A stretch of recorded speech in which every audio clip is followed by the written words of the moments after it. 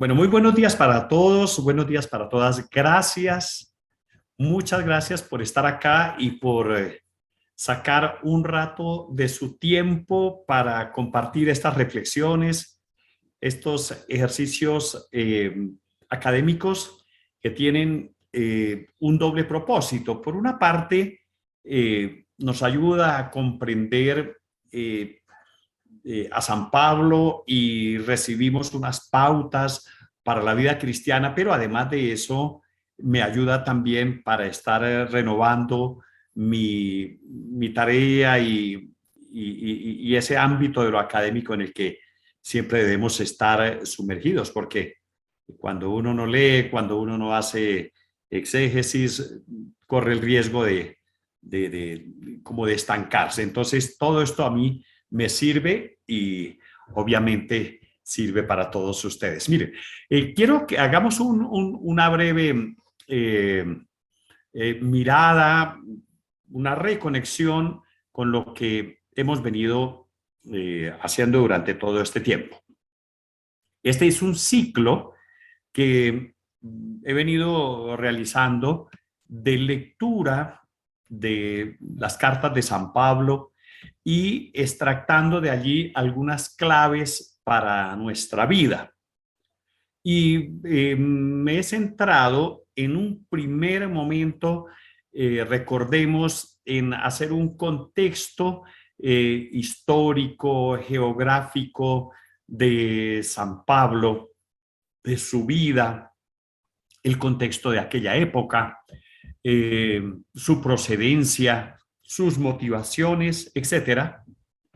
Y luego nos fuimos desgranando después de pasar por la experiencia de Damasco, que es la generadora de todas las preguntas acerca de San Pablo y de sus decisiones y de la comprensión de Dios.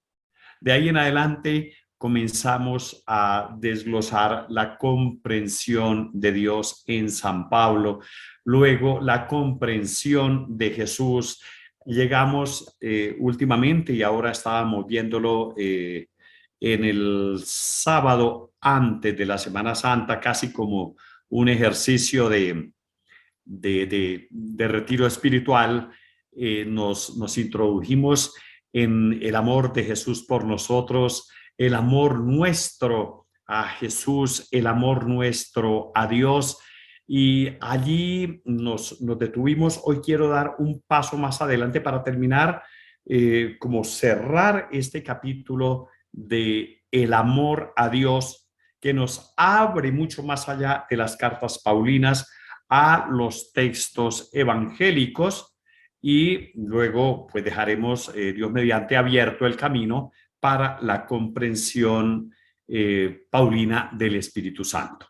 Y tenemos que ir, es muy trinitario también este ejercicio.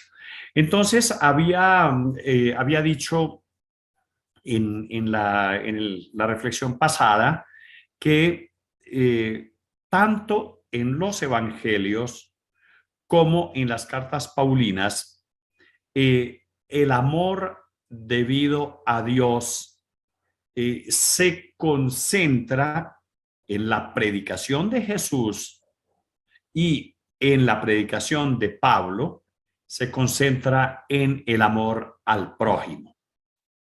Es muy importante. Miren, yo retomo un poco lo que dije la vez pasada, porque me parece importante que podamos vincular y que no sintamos esto como venido de improviso.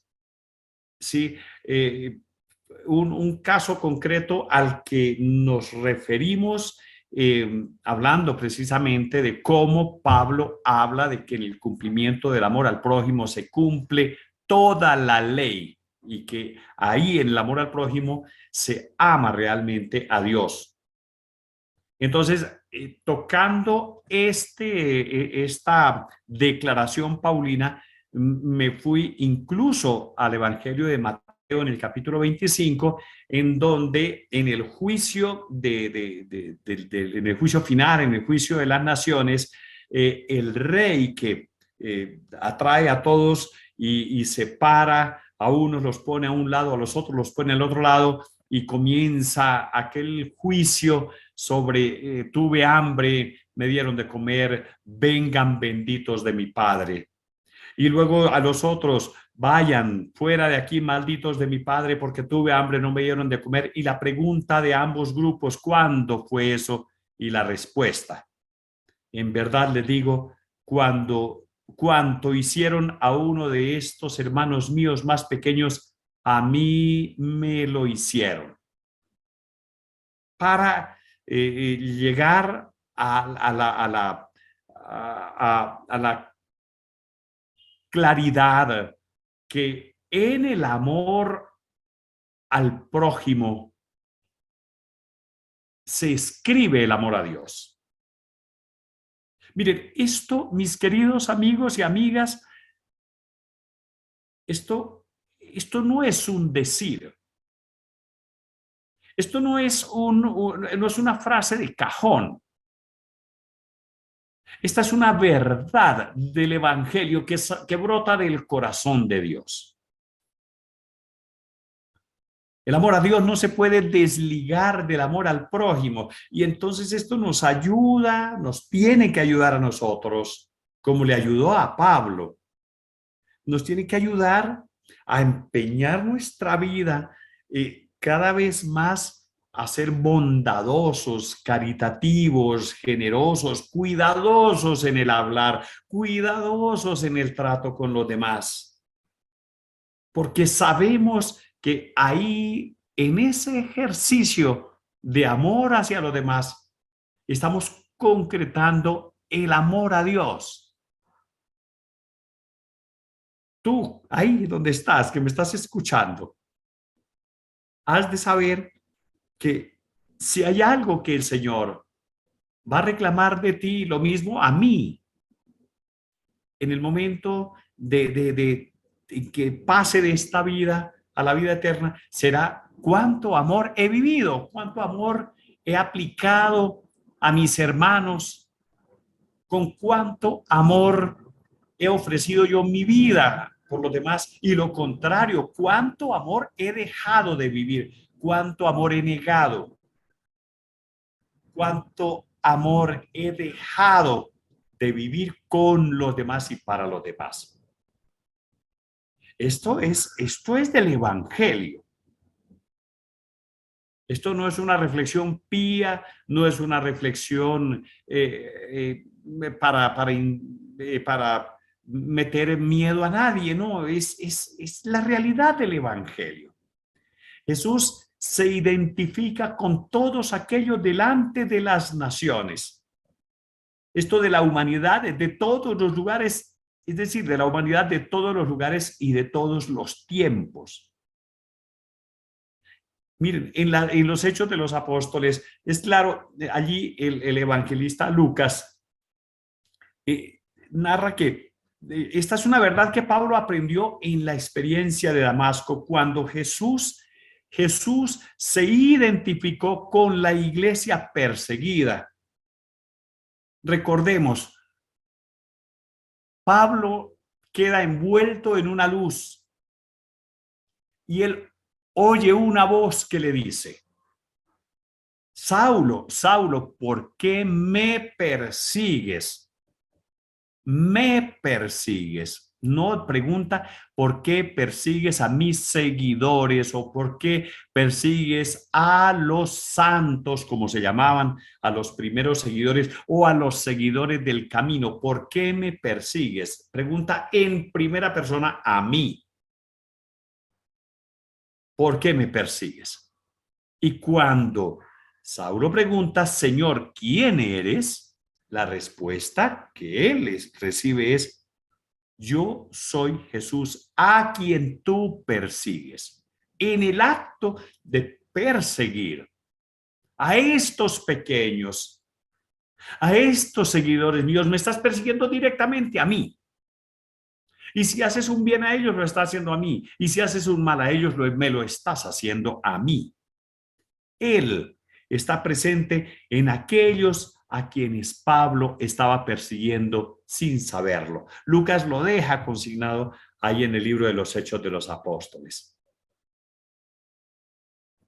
Aún así, me parece que la mejor y más simple explicación de la unión de los mandamientos del amor a Dios y al prójimo está en la primera carta de Juan.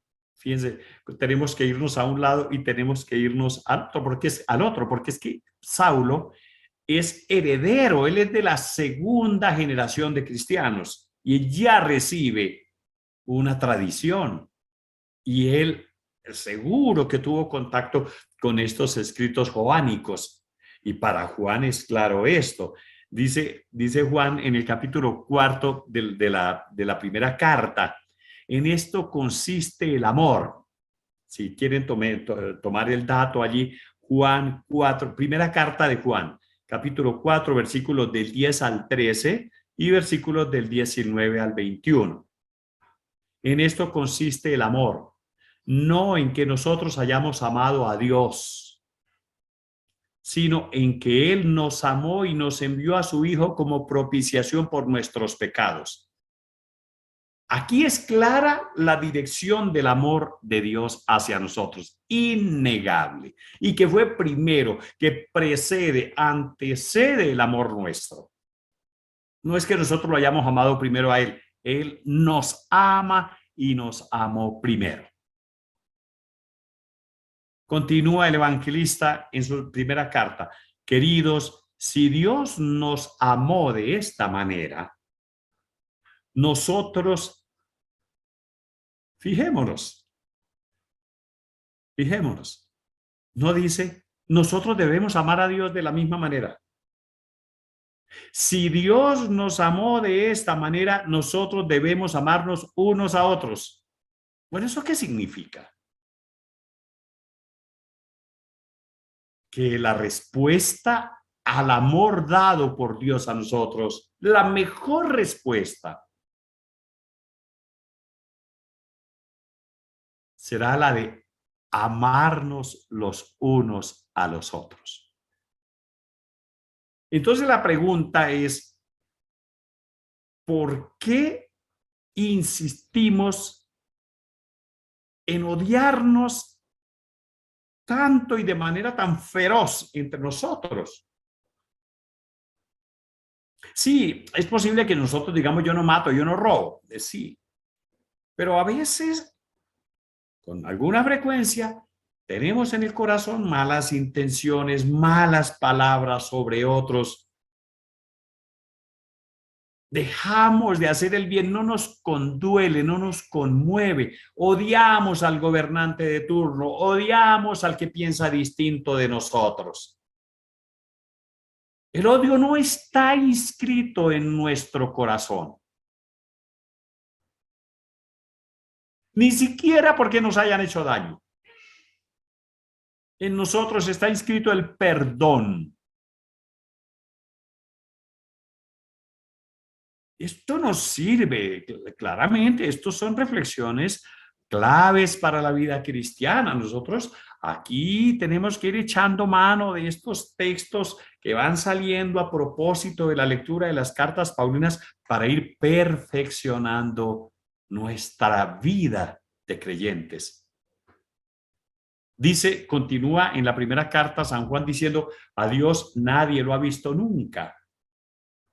Si nos amamos unos a otros, si nos amamos, es que lo difícil de amar a Dios sin estarlo viendo. ¿Cómo?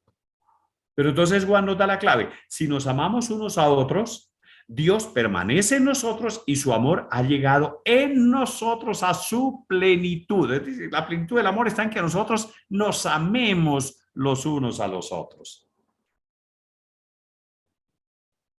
Yo soy incisivo en esto y discúlpenme, pero en estos momentos es donde uno tiene que poner como los pilares de nuestra vida. La vida cristiana no se entiende si no es desde ahí. Nosotros, dice, continúa San Juan en este bellísimo texto de su primera carta, amemos porque Él nos amó primero. nosotros amemos porque Él nos amó primero. Si alguno dice, amo a Dios, pero aborrece a su hermano, es un mentiroso. Pues quien no ama a su hermano, a quien ve, no puede amar a Dios, a quien no ve.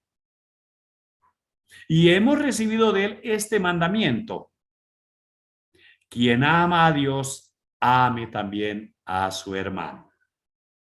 Más claro, no puede ser.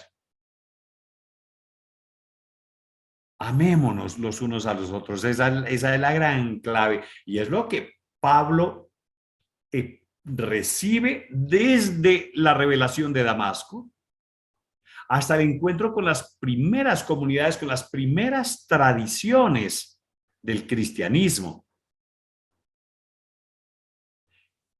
Según Juan, no es posible amar a Dios si uno no ama al prójimo. Miren, repitámoslo para nosotros. Podemos hacer todas las cosas bellas, todos los actos de piedad. Nos podemos poner de rodillas para recibir la comunión. Nos podemos gastar las horas que sea de rodillas ante el sagrario, bello. Nos podemos poner en actitud de rezar el Santo Rosario, rezar la novenita, juiciosos, muy píos. Todo esto es válido. Pero si uno no ama al prójimo, hace caso omiso de la necesidad del otro, da un rodeo, no se inclina para solucionar, le tiene asco a la carne herida del hermano. En el momento del compromiso, entonces evado, me quito, no es conmigo. En el momento de hablar de pronto de manera ligera de los demás, entonces rápidamente lo hago.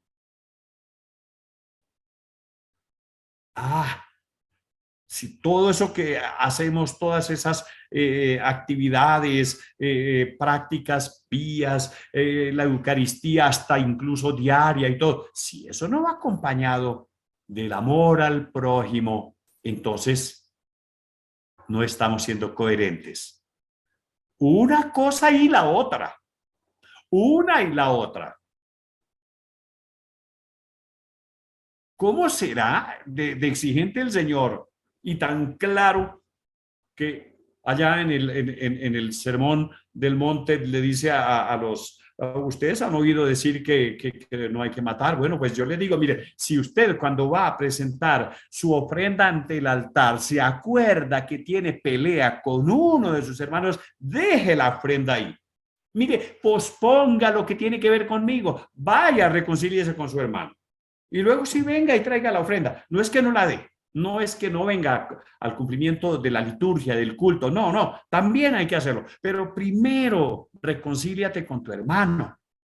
Y luego sí vienes y presentas. Y entonces ese binomio del amor a Dios que se refleja en el amor al hermano y el amor a Dios que se refleja en la ofrenda que tú llevas, la presencia tuya en la celebración cúltica, etcétera. Entonces ese binomio se junta y es el amor perfecto. Es así como el Señor nos lo enseña. Entonces, no es posible amar a Dios si uno no ama al prójimo. La otra cara de esta enseñanza es lo que nos dice Pablo. Entonces, vamos a Romanos capítulo 13, versículo 10. Un versículo nomás. Lo podemos tomar ahí para leerlo después. El amor es la ley en su plenitud. El amor es la ley en su plenitud. Así, cuando uno ama a su prójimo, ama también a Dios. Y está siendo, en el caso de los judíos, el judío perfecto. Claro, cuando, recordemos cuando Jesús es increpado, pues es interrogado por un escriba que le dice, ¿cuál es el mandamiento primero de la ley. Y él le dice, pues, hombre, amarás al Señor tu Dios con todo tu corazón, con toda tu alma, con todas tus fuerzas, con toda tu mente, y al prójimo como a ti mismo. Dice, ¿y quién es mi prójimo? Queriendo como justificarse, ¿quién es mi prójimo?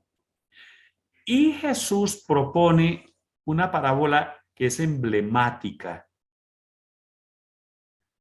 la parábola del buen samaritano. Un hombre bajaba de Jerusalén a Jericó y en el camino fue asaltado y allí le robaron todo y lo dejaron medio muerto. Y entonces pasan dos hombres muy connotados, un sacerdote y un levita, seguramente van para el templo, dan un rodeo, no se fijan en el herido del camino. En cambio, un samaritano, que además es enemigo de los judíos, uno al que habría que despreciar, uno al que habría que odiar, habría que, es el que Jesús pone como ejemplo de proximidad. Se desmonta de su cabalgadura, se inclina, le pone los primeros auxilios, lo unge con aceite y vino, lo cuida, lo lleva a la posada, lo deja al posadero, le deja plata.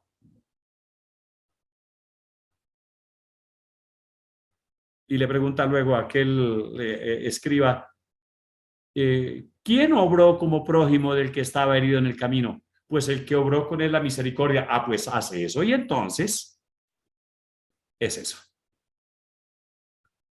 Pone como ejemplo al que menos debiera citarse y sin embargo no fue ni el sacerdote ni el levita. No es el que les habla, es quien sea capaz de vivir el amor. Lo contrario está en contravía. Está en contravía del querer de Dios. Y esto lo entiende Pablo cuando dice, el amor es la plenitud de la ley. ¿Quieres ser un cumplidor fiel de la ley? Un cumplidor a ultranza de la ley, ama. Lo decía San Agustín, lo entendió también perfectamente San Agustín de Hipona, ama y haz lo que quieras. Porque si tú amas, eres incapaz de hacer el mal. Ama y haz lo que quieras. Y aquí doy un paso adelante. El amor de Jesucristo por nosotros. Estamos hablando aquí del amor nuestro a Dios, el amor debido a Dios. Creo que he sido muy enfático y he sido contundente. Ahora, el amor de Jesucristo por nosotros. ¿Cómo lo percibe Pablo? ¿Cómo siente él que viene el amor de Jesucristo hacia nosotros? Esto tiene raíz en la experiencia de Damasco y en el encuentro que tuvo también con las primitivas comunidades en donde fue heredero de la tradición. Pablo se refiere de manera explícita al amor del Hijo de Dios en Gálatas 2:20. Allí consigna una frase que es paradigmática de la experiencia espiritual del apóstol de Pablo. La vida que ahora vivo en la carne, la vivo en la fe del Hijo de Dios que me amó y se entregó a sí mismo por mí. ¿Ya tú lo has dicho alguna vez de corazón? ¿Lo has sentido y lo has experimentado y crees que eso es así? Pablo lo entendió y lo declaró. Y eso le cambió completamente la vida. La vuelvo a leer acá. La vida que ahora vivo en la carne, la vivo en la fe del Hijo de Dios que me amó y se entregó a sí mismo por mí. A mí me encanta girar un poco el computador así como lo tengo en este momento para que se vea atrás este cuadro del Sagrado Corazón. Es que eso no es gratuito, ¿eh? Él preside aquí mi estudio. Y es porque para mí esta imagen es muy evocadora del amor de Cristo. Él en sí, en su persona, ya es el rostro misericordioso del Padre. Él ya es en sí sacramento del amor del Padre. Él recoge el amor de Dios por nosotros, por eso vino al mundo. Dios no se queda estático, esperando ver qué hace el hombre. No, el hombre incapaz de salvación por sí mismo, porque por sí mismo necesita la ayuda de Dios. Dios envía a su Hijo, que lo hace capaz de salvación. Y este cuadro de aquí atrás, esta imagen, me muestra a este Jesús que mirando de frente, porque es que tú te plantas de frente a él y parece que te está mirando tu alma.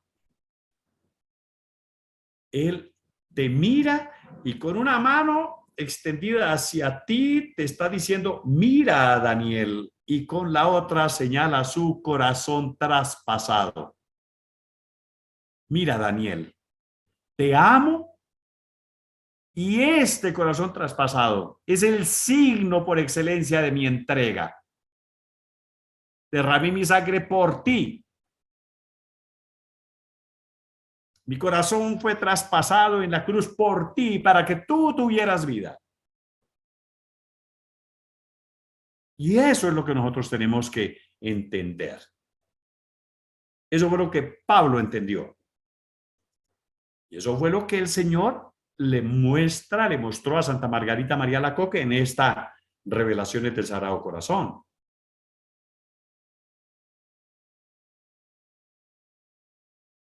Mira, este es mi corazón, este es el precio de mi entrega. Como cuando le mostró a Tomás, mire, y cuando se encontraba con los discípulos después de resucitado, les decía, la paz sea con ustedes. Luego les muestra las manos y el costado. Miren el precio de la entrega. Soy yo, el que murió en la cruz. Aquí no hay un sustituto. Soy yo. Pero ahora he resucitado y estoy aquí. Y ustedes por mí tienen vida eterna. Esto lo entendió Pablo y por eso lo canta, lo expresa de manera así diáfana. La vida que ahora vivo en la carne, la vivo en la fe del Hijo de Dios que me amó y se entregó a sí mismo por mí.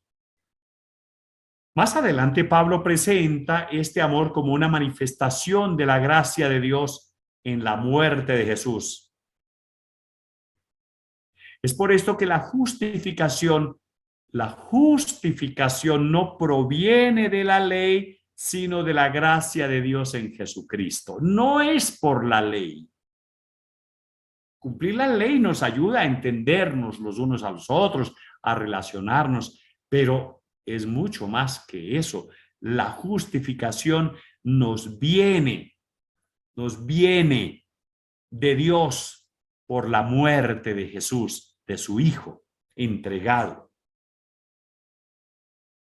La justificación no proviene de la ley entonces. Así él lo resume en el verso 21 pues de la carta a los Gálatas. No tengo por inútil la gracia de Dios, Pues si por la ley se obtuviera la justificación, no tengo por inútil la gracia de Dios. Porque si por la ley se obtuviera la justificación, entonces hubiese muerto Cristo en vano. Si con la ley fuera suficiente, ¿para qué Cristo? El Pablo es tremendamente acucioso con esto. La muerte de Cristo había sido en vano. Esto hay que leerlo despacio, ¿no? Ya hemos visto en otras ocasiones que Pablo habla de manera indistinta ya de la gracia de Dios, ya de la gracia de nuestro Señor Jesucristo, y refiriéndose a Jesús dice: ya conocen la gracia de Cristo Jesús nuestro Señor, que siendo rico se hizo pobre por ustedes para que su pobreza los hiciera ricos. Hablando de la gracia del Señor Jesús. Se hizo pobre por ustedes. Esto es importantísimo y ahora vamos a avanzar un poco más en qué consistía la pobreza de Jesús y en qué consiste la riqueza que nosotros recibimos. Al menos para que dejemos de quejarnos tanto de que somos tan pobres. Por ahí me llegó hace unos días un meme en donde dice: nunca dejaremos de ser pobres si seguimos creyéndonos pobrecitos. Pobrecitos. Así nos metieron el chip en la cabeza. Pero ni siquiera pensamos en la riqueza que hemos recibido en la gracia de nuestro Señor Jesucristo. Entonces nos llamamos como los desgraciados, pues. El misterio de la encarnación, en el misterio de la encarnación por nosotros, allí se centra toda esta narrativa paulina. Miren, Pablo describe brevemente y de manera incuestionable la existencia terrena de Jesús. Es verdad que él vino, habla de la encarnación por nosotros. Jesucristo nos ha favorecido, nos ha agraciado con el don de la gracia divina, siendo rico. Probablemente se refiere a su experiencia con Dios antes de ser enviado por Dios, antes de modo que recibiéramos la adopción como hijos de Dios. Es decir, siendo Dios. Creo que la palabra rico la utiliza como para darle remarque a la condición divina. Se desprendió de su condición para hacernos ricos como Él, es decir, para elevarnos a su nivel. El amor entonces está en que se humana, se hace humano. Eso que celebramos en Navidad.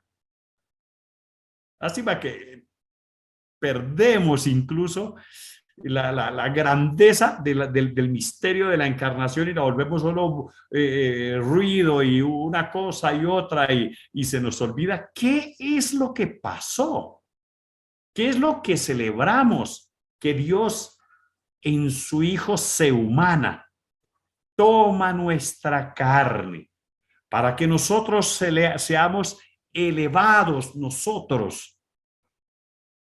seamos elevados a la dignidad de hijos. Esa es la riqueza.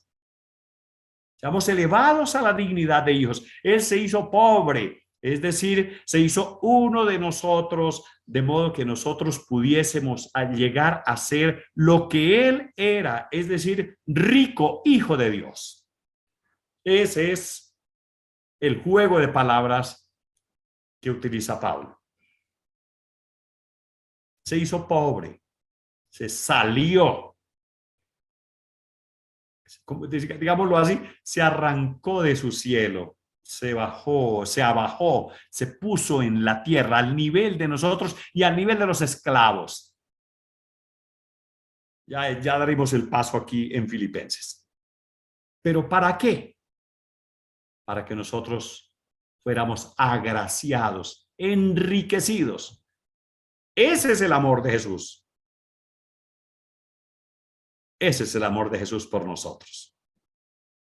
Porque la pregunta, o allá, como el titulito que quise poner es el amor de Jesús por nosotros. por nosotros.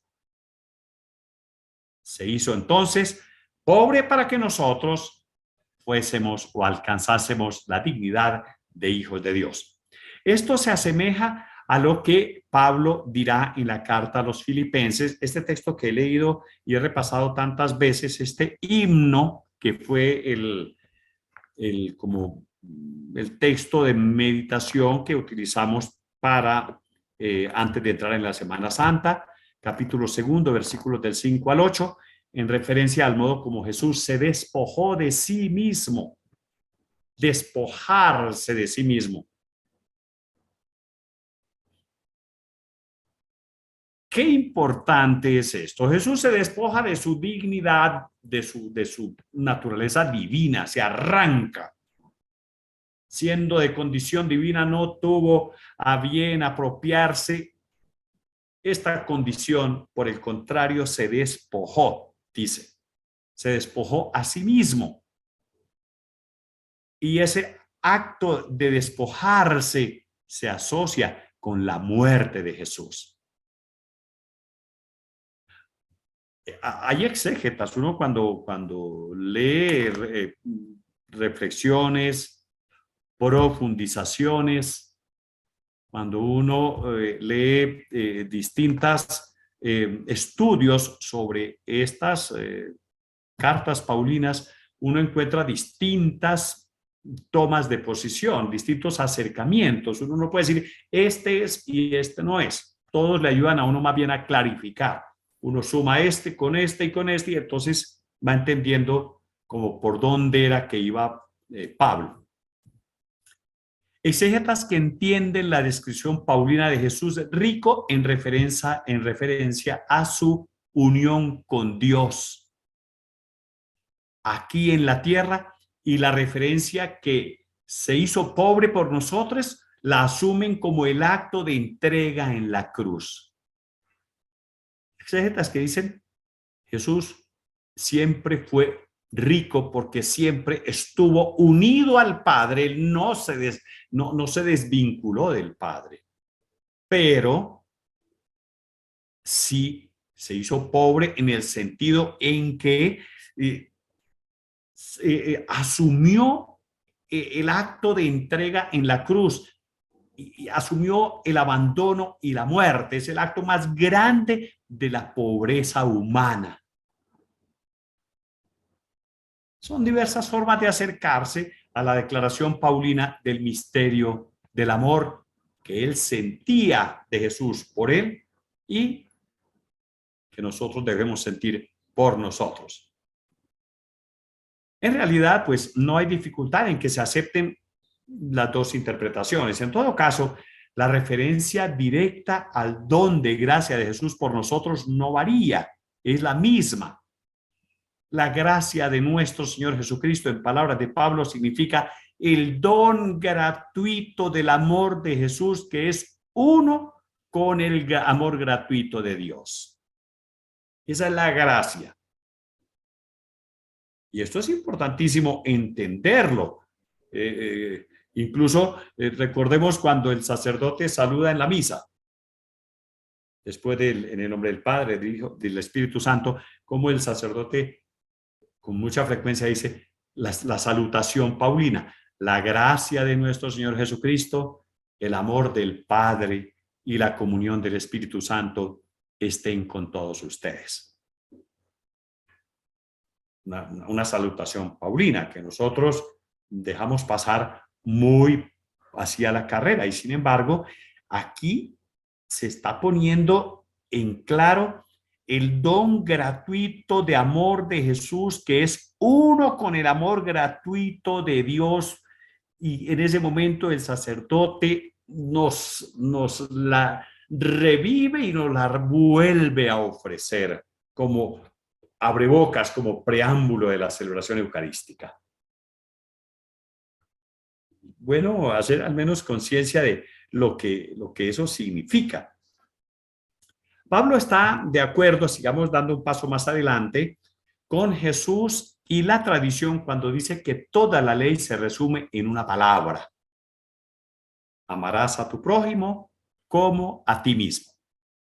Eso es Gálatas 5:14.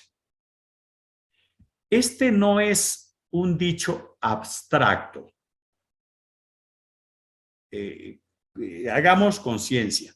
Esto no es un dicho abstracto o solo una palabra sacada del Antiguo Testamento. Es una creencia, una convicción que tiene fundamento en el reconocimiento del amor de Dios en Jesucristo, que ha llegado a ser por nosotros esclavo hasta la muerte. Esto no es un dicho abstracto, no. Esto tiene entrega, esto tiene cruz, esto tiene azotes, esto tiene sangre derramada, esto tiene muerte y tiene sepulcro. Esa es la entrega que nos agracia y que nos eleva a la condición de hijos de Dios. No hay que ser muy acuciosos para comprender y admirarse de la fe paulina, de la confianza salvífica del cumplimiento de la ley, a la cual conocía muy bien y defendía como fariseo que era. Y cómo conoce él y cómo transita a la fe en Jesucristo, entregado por amor para elevarnos a su nivel de hijos de Dios. Ya no es simplemente cumplir la ley, porque hay que cumplirla.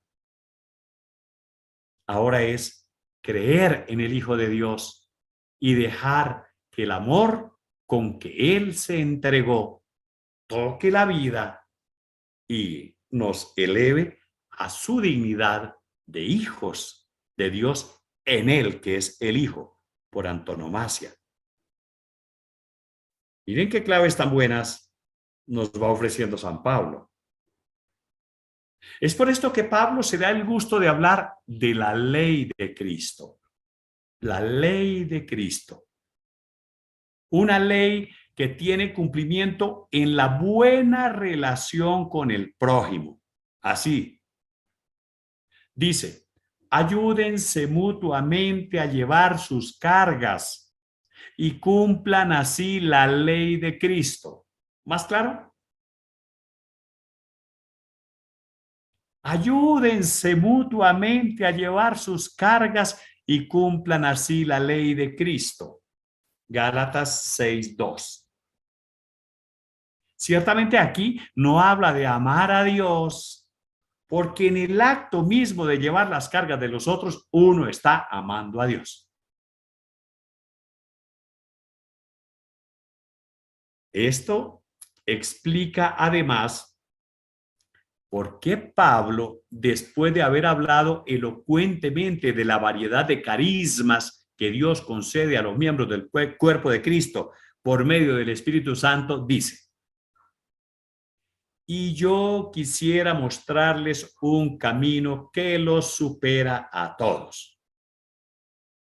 Después que habla de todos los carismas, ¿no? Estamos en 1 Corintios, capítulo 12, y ahí voy a tocar el texto de los versos que completan ese poema o ese cántico del amor. Yo quisiera mostrarles un camino que los supera a todos, o un camino más excelente. También es una traducción que se utiliza. Un camino más excelente aún. Y luego desarrolla un discurso por demás elocuente que se considera uno de los textos más bellos de toda la Biblia. Déjenme que les diga. Uno de los textos más bellos. Esa pieza que todos conocemos y casi recitamos de memoria. Aunque hablara todas las lenguas de los hombres y de los ángeles, si me faltara el amor, sería como bronce que resuena o campana que retiñe. Aunque tuviera el don de profecía y descubriera todos los misterios el saber más elevado, aunque tuviera tanta fe como para trasladar montes. Si me falta el amor, nada soy. Aunque repartiera todo lo que poseo e incluso sacrificara mi cuerpo, pero para recibir alabanzas y sin tener el amor, de nada me sirve. El amor es paciente y muestra comprensión. El amor no tiene celos, no aparenta ni se infla, no actúa con bajeza ni busca su propio interés, no se deja llevar por la ira y olvida lo malo, no se alegra de lo injusto, sino que se goza en la verdad. Perdura a pesar de todo, lo cree todo, lo espera todo y lo soporta todo. El amor nunca pasará. 1 Corintios 13, versículos del 1 al 8. Ese cántico es una pieza magistral y esa es composición paulina. Algo le debió pasar a él en Damasco, algo muy grande para que él tuviera este cambio, este giro en su existencia. Yo, si mi Dios me da permiso y el día de mi muerte tengo acceso allá a su casa, a la casa paterna, yo creo que yo voy a buscar a Pablo y me voy a sentar con él a charlar porque yo tengo mucha curiosidad. ¿Cómo fue esa experiencia suya? A mí esta pieza que acabo de leer me conmueve. A veces de tanto leerla y de sacar canciones de ella, pues se convierte en una pieza que es como tan recurrente que pierde su gracia, su esencia, pero a mí yo la leo, la medito y me conmueve. Digo, allí debió haber una experiencia tal del amor de Dios, imposible no cantarlo. Este es un himno al amor, un canto de alabanza a la más grande de las virtudes. También teniendo en cuenta todas las grandes cosas que Pablo escribe con frecuencia a la fe y referentes a la esperanza en sus cartas, aquí se reivindica afirmando que esta, la virtud del amor, es la más grande de las tres. Fijémonos que no menciona ni a Dios ni a Jesucristo en esta efusión de elocuencia. Y no es que sea ateo, no necesita hacerlo. Él sabe de qué está hablando. El contexto lo da todo porque aquí está hablando del cuerpo de Cristo. Él se está refiriendo al cuerpo de Cristo. Todos los carismas en este cuerpo son gracia de Dios por medio del Espíritu Santo, la Trinidad allí actuando. La Trinidad allí en perfecta comunión. Ahí está presente en este canto. Todos los carismas en este cuerpo son gracia de Dios por medio del Espíritu Santo. El amor de Dios está implícito en todo el pasaje y termina entonces Pablo exhortando a sus lectores a buscar el amor. Es lo que nos pide hoy. Porque esta carta no ha pasado. El amor nunca pasa. La fe y la esperanza sí.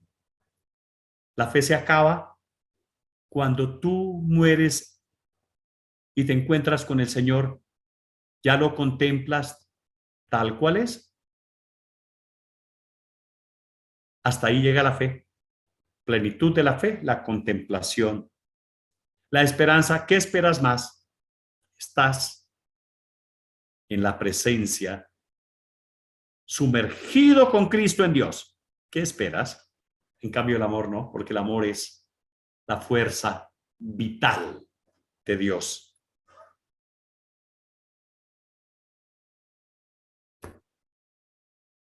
El amor de Dios está implícito en todo. Entonces, él dirá que nosotros debemos fundamentalmente buscar el amor. Este amor que debemos buscar es el amor a la manera de Jesús. Tenemos que decirlo así, ejemplificado en Jesús. El amor consumado en Jesús, como Jesús lo vivió. En el verso 5, cuando dice que el amor no busca su propio interés, nos recuerda que Jesús entregó su propio cuerpo. Y lo entregó por el bien de los demás, no para ganarse aplausos. Eso de hacer una cosita buena y cacarearla solamente para que todo el mundo esté haciendo, dando aplausos. Mire, es que yo sí he hecho. Es que yo sí. Eso no es de cristianos. Eso es de ególatras.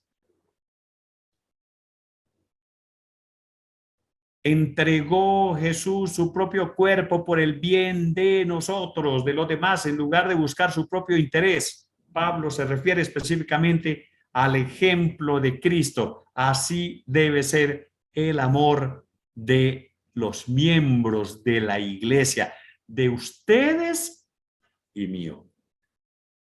No hablo de los extraños, de los que no creen, no, hablo de nosotros, los que tenemos la bendición de acercarnos a esta maravilla de enseñanza. Nosotros, si realmente somos fuertes, dice San Pablo, debemos cargar con la debilidad de quienes no tienen esa fuerza y no buscar nuestro propio agrado. Que cada uno busque lo que agrada a su prójimo, ayudándole a crecer en el bien. El mismo Cristo no hizo lo que le agradaba, como dice la Escritura. Los insultos de los que te insultaban cayeron sobre mí.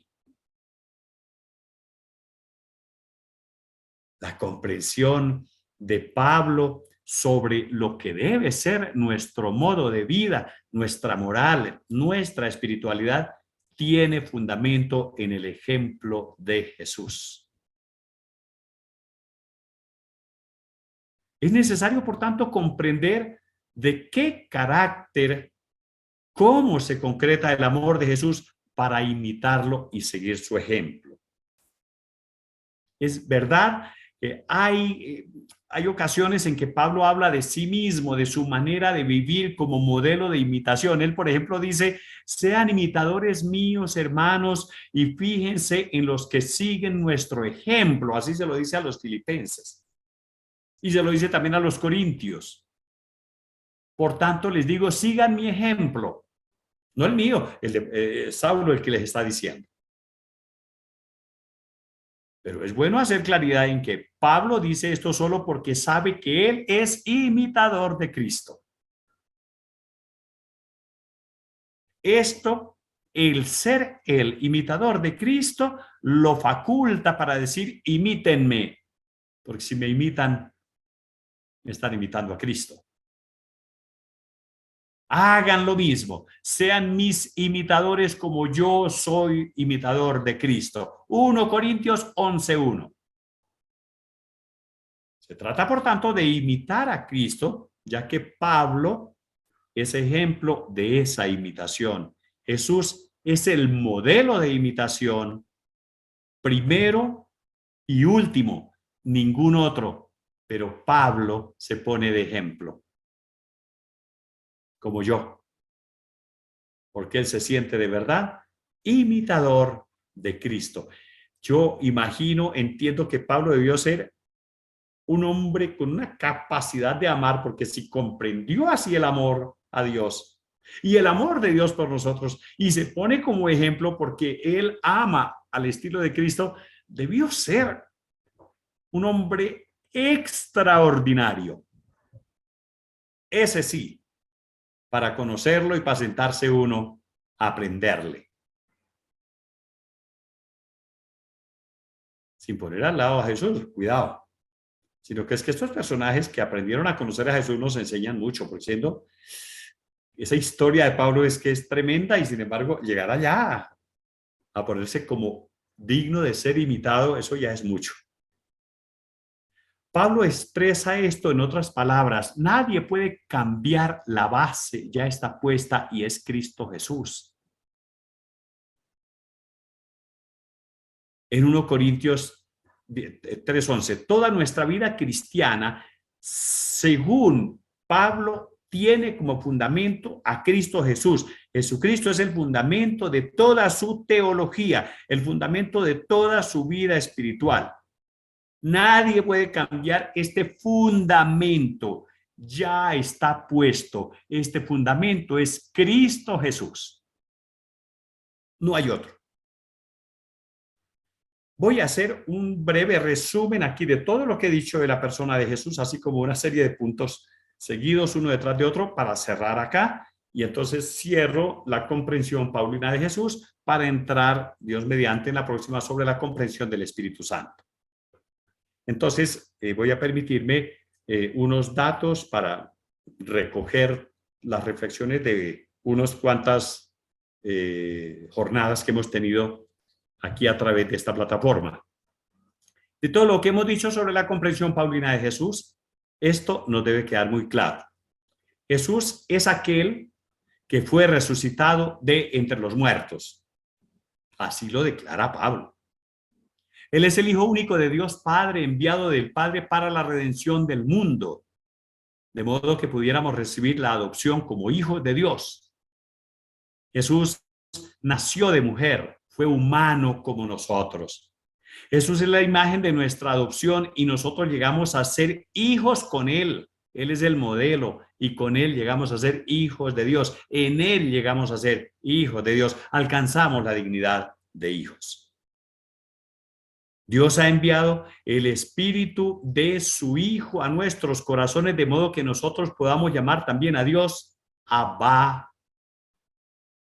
A ese punto nos eleva Jesús. Jesús fue resucitado por Dios y esto fue por nosotros como cumplimiento de la promesa de nuestra resurrección. Sin embargo, antes era necesario que él pasara por la experiencia del rechazo, el sufrimiento y la muerte para alcanzar la resurrección. Como el siervo de Yahvé, él se hizo nuestro siervo y se entregó a sí mismo por nosotros. Todo esto parecen frases tomadas de distintas cartas, de distintos versos de San Pablo. Fue obediente hasta la muerte de cruz.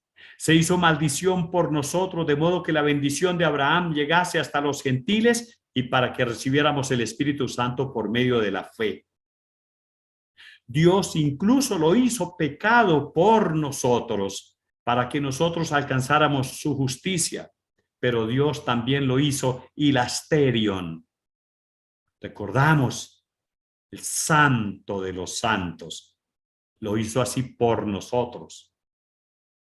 Hemos recibido el perdón de los pecados por medio de Él, y ahora el perdón de Dios se puede alcanzar siempre en Él.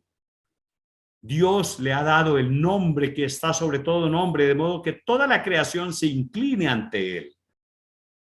La persona de Jesús es el modelo de nuestra adopción y de la vida cristiana. Jesús ha mostrado su amor hacia el Padre con su obediencia y con el amor hacia toda la humanidad. Así todos los mandamientos de Dios se cumplen en uno solo: amarás al prójimo como a ti mismo. Y por esto el pleno cumplimiento de la ley es el amor. Toda la vida terrenal de Jesús se puede resumir en estas dos palabras: por nosotros. Por nosotros.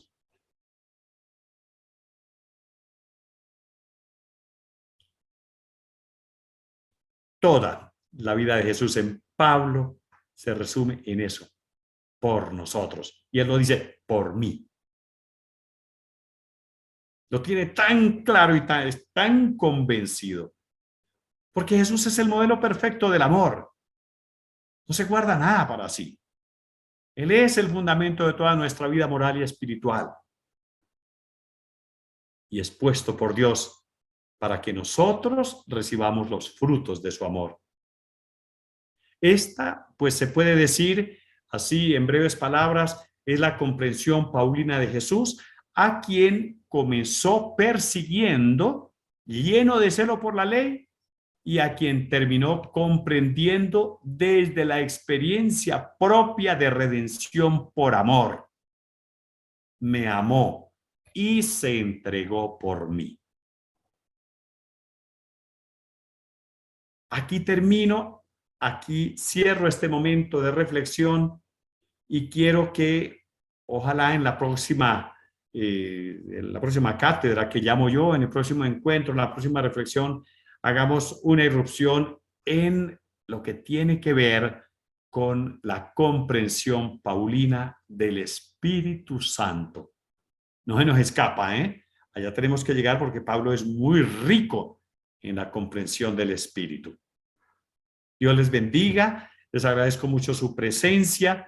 Yo ahora, como siempre, me retiro pues porque tengo otro compromiso, entonces no voy a dar paso a preguntas, pero me disculpan, yo me retiro para seguir en otros menesteres propios de mi ministerio.